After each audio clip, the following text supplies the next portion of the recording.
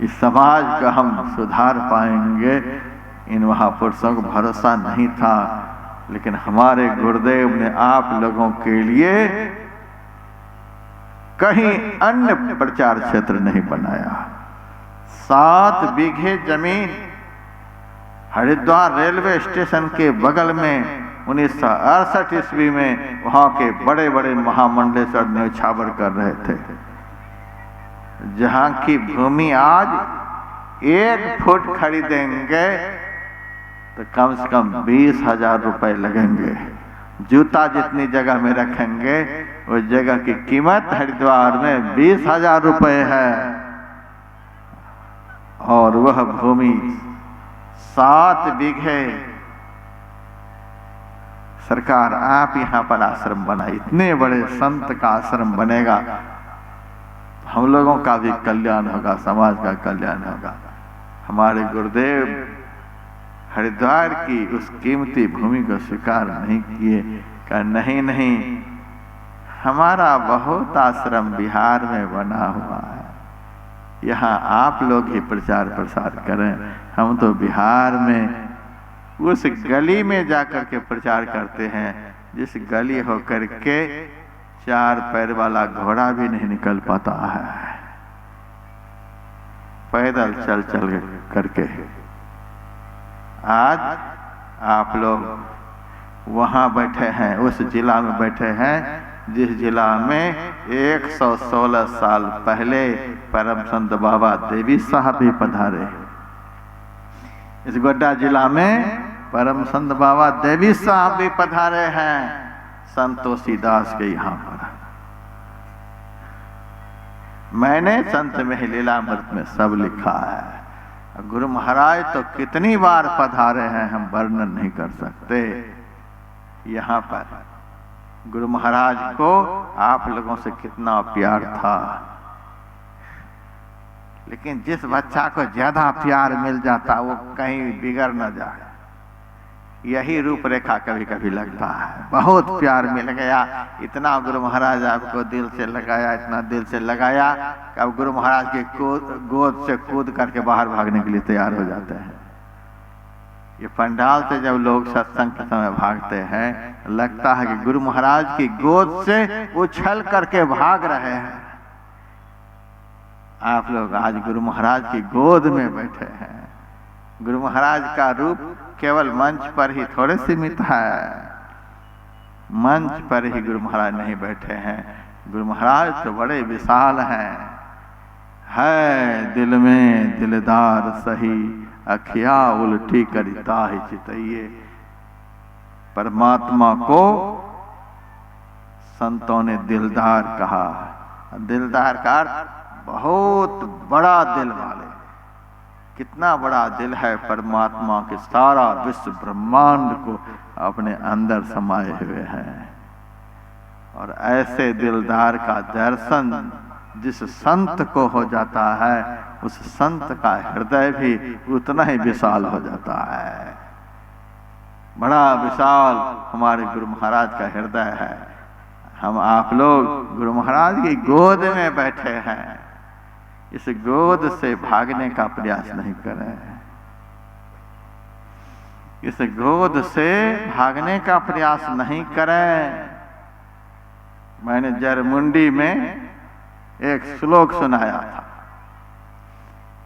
और वहां के स्थान के हिसाब से वह श्लोक मैंने सुनाया था।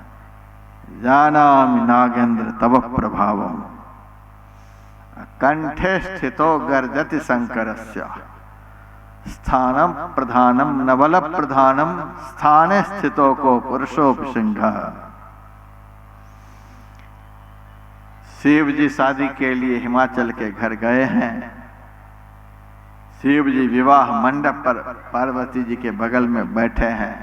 शिव जी के कंधे पर बांसुकी नाग है। नागेंद्र नाग का राजा। और शिव जी के साथ बारात में तो विष्णु भगवान भी गए हैं। तो विष्णु भगवान का वाहन गरुड़, विष्णु भगवान के बगल में गरुड़ बैठा हुआ है। और शिव जी के कंधे पर, दुल्हा के कंधे पर नाग बैठा हुआ है। नाग का दुश्मन गरुड़ होता है, लेकिन आज नाग गरुड़ को फुफकार रहा है, गरुड़ की तरफ ऐसे ऐसे कर रहा है, फुफकार मार रहा है। गरुड़ तो गुस्सा के मारे तिलमिला रहा है, लेकिन नाग को पकड़ता नहीं है और बोलता है, जानामि नागेंद्र तव प्रभावम। हे बासुकी, तुम्हारे प्रभाव को मैं जानता हूं, तो कितना बड़ा प्रभावशील है। कंठे स्थितो गर्जति शंकरस्य, शिव जी के गर्दन पर बैठे हो, दुल्हा के कंधे पर बैठे हो, इसीलिए गर्दना कर रहे हो। ताकत है तो गर्दन पर से थोड़ा सा अलग होकर के दिखला दे,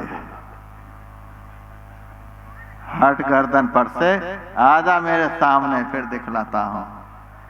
स्थान प्रधानम, यहाँ स्थान की प्रधानता है, बल की प्रधानता नहीं है। स्थान स्थितों को पुरुषों सिंह, अपने स्थान पर तो कुत्ता भी सिंह को देख करके गरजता है। कहने का भाव, अभी हम लोग गुरु महाराज की गोद में बैठे हैं, इसीलिए बड़ी शांति से बैठे हैं। भूख भी शांत है, प्यास भी शांत है, घर का टेंशन भी कुछ नहीं है। ये तो गुरु महाराज की गोद में बैठने का फायदा है। इस गोद से उतर कर थोड़ा पंडाल के बाहर हो जाइए और फिर पता चलेगा कितना गरुड़ पकड़ेगा आपको। भूख रूपी गरुड़ पकड़ेगा, प्यास रूपी गरुड़ पकड़ेगा, घर के झंझट रूपी गरुड़ पकड़ेगा। ये तो पंडाल से बाहर होने की बात है। अभी तो गोद में जो बैठे हैं, इसीलिए सारे गरुड़ पंडाल के चारों तरफ घूम रहा है। गरुड़ घूम रहा है पंडाल के बाहर, यहाँ तो हम आप लोग बासुकी नाग बन करके सतगुरु शंकर रूप के कंधे पर बैठे हुए हैं। कितना आनंद का यह विषय है। तो गुरु महाराज को हम लोग ऐसे हल्के में नहीं लगे। ब्रह्म रूप सदगुरु नमो, ये प्रत्यक्ष में भी ब्रह्म है और प्रत्यक्ष में भी ब्रह्म है। ऐसे गुरु के चरण में एक फूल रख दिया तो पाखंड हो गया, अगरबत्ती रख दिया तो पाखंड हो गया। मैं तो कहता हूं खूब अगरबत्ती जला। हम तो स्पेशल अगरबत्ती जयपुर से मंगाते हैं। हमारे एक भगत हैं पवन अग्रवाल, उनके पास तो अगरबत्ती की फैक्ट्री है। नाग चंपा, कौन कौन चंपा, ऐसी अगरबत्ती लेकर के हमारे पास आते हैं। गुरु महाराज के सामने जलाने के लिए आते हैं कि 2 अगरबत्ती जला देता हूं तो मोहल्ला भर खुशबू फैलती है। अगरबत्ती भी जलाओ तो इस श्रद्धा से जलाओ कि मोहल्ला भर गुरु महाराज के चरणों की खुशबू अगरबत्ती फैलाए। ये क्या 50 पैसे का डब्बा उठा करके लाते हो। यहाँ भी देखता हूँ चढ़ाते हैं छाया अगरबत्ती, बिल्कुल खुशबू नाम की चीज नहीं, बदबू की तरह उसकी खुशबू फैलती है। और ये प्रसाद ही चढ़ाते हो, ये क्या 10 ग्राम इलायची के दाना, और माहौल को खराब करते हुए 10 ग्राम इलायची चढ़ा करके, अरे 1 किलो बहुत बढ़िया मामरा बादाम चढ़ाओ, आ जाओ बीच में प्रणाम करने के लिए। आओ ऐसे, जब 2000 किलो के मामरा बादाम लेकर के आओगे तो प्रणाम भी बीच में स्वीकार है। ये 50 ग्राम इलायची के दाने 1.5 रुपये में लेकर के माहौल खराब करते हो। श्रद्धा है, लाओ मामरा बादाम देखते हैं, लाओ नंबर 1 के किशमिश, लाओ 1 नंबर के अखरोट जो जम्मू के रेलवे स्टेशन पर मिलता है। 1500 रुपये किलो का अखरोट आएगा। रखो गुरु महाराज के सामने, बीच में आ जाओ। ऐसे की श्रद्धा को स्वीकार है बीच में भी।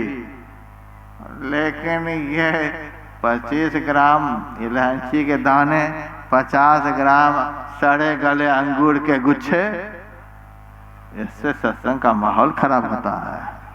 श्रद्धा ही दिखानी है तो दिखाओ श्रद्धा।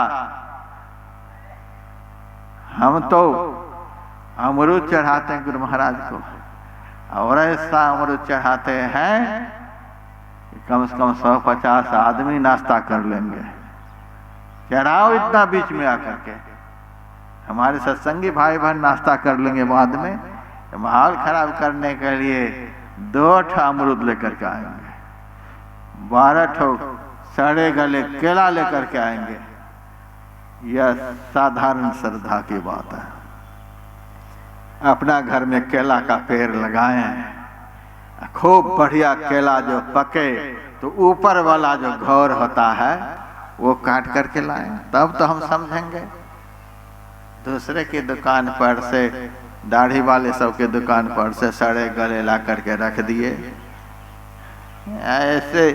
ऐसी श्रद्धा नहीं।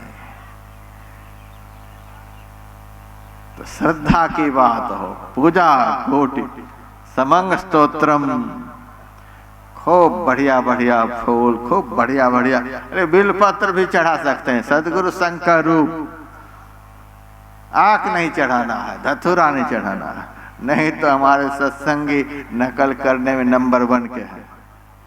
शुरू कर देंगे चिलम,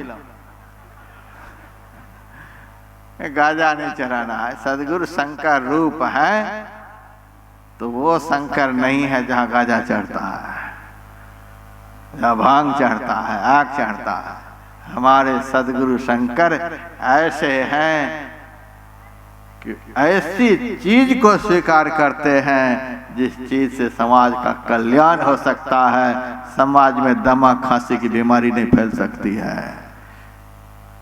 चढ़ाइए आप गुरु महाराज को, फूल चढ़ाइए, बिलपत्र चढ़ाइए। और हमारे गुरु महाराज तो विष्णु के भी रूप हैं।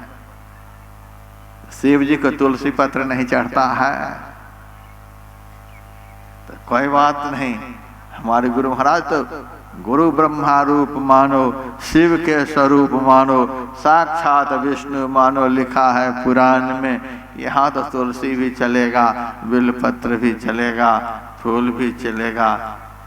लेकिन गुरु महाराज के चरण को छोड़कर यदि आपका हाथ इधर उधर जाता है तो वह नहीं चलेगा। मैं को आन नहीं सूझा, फकत गुरु ही आधारा है। इस तरह की श्रद्धा भावना से आप बाह्य पूजा पाठ करें, लेकिन इतने से ही आप गदगद होकर के जयकारा नहीं बोल जाएं कि बस हो गए, व्यासानंद ने पार लगा दिया। आप लोगों को नंबर 1 का बनिया बनना है, इससे करोड़ गुना अधिक फल लेना है। आप स्तुति में लगिए, स्तुति भी करिए। इस प्रकार से पूजा पाठ कर लेने के बाद फिर गुरु महाराज की जो प्रतिमा आपके घर में है, उस प्रतिमा के सामने एक आसनी बिछा लीजिए। कंबल की आसनी हो, कुश की आसनी हो, गमछी तौलिया जो भी आपको बने वही बिछा लीजिए। कुछ भी नहीं, सब भगवान ने आपका हरण कर लिया है। एक सीमेंट की बोरी है कि नहीं है घर में, उसी को धो करके साफ करके बढ़िया से बिछा लीजिए गुरु महाराज के सामने। सामने बिछा करके तब स्तुति करिए। स्तुति किस तरह से करिए? सबरी से भी गए बीते। माता सबरी ऐसे घर में जन्म ली थी जहां कोई पढ़े लिखे लोग नहीं थे। अधम जाति, सबर जाति की, जहां ना खाना पीना का कोई ठिकाना, ना रहने का कोई ठिकाना, कोई धर्म कर्म नाम की चीज नहीं। ऐसे घर में सबरी का जन्म हुआ। और उस सबरी की कुटिया पर जब राम पधारे हैं, क्या आतिथ्य सत्कार हुआ है। आप देखिए क्या आतिथ्य सत्कार। राम का सबरीन किया, सादर जल लय चरण पखारे, आदर के सहित जल ले आए। हम एक गांव गए तो पता नहीं जल ले आए, 2 किलो की कांसा की थाली, 1-1.5 किलो का लोटा, इस कदर मेरे पैर पर पटक दिया कि पैर की अंगूठाई हल्का सा कट गया। ऐसे इतने उतावले हैं चरण धोने के लिए कि महात्मा के पैर काटने के लिए तैयार है। प्रणाम भी ऐसे कर लेती हैं कि नाखून से पैर के चमड़ा को खरोंच लेती हैं। ये सादर जल चरण पखारे, ये सब सीखना चाहिए। ऐसा नहीं कि लोटा ही पटक दो पैर पर, थाली 2 किलो का रख दो पैर पर, थोड़ा देखना पड़ता है। ये देखो माई को मैंने कहा था मामरा बादाम लाने के लिए, तो ये 50 ग्राम वही ले आई। बैठ जा माई, बैठ जा, कल लाना मामरा बादाम, अंतिम दिन है, 1 महीना का राशन तो खपत हो ही जाएगा 1 किलो लाने में।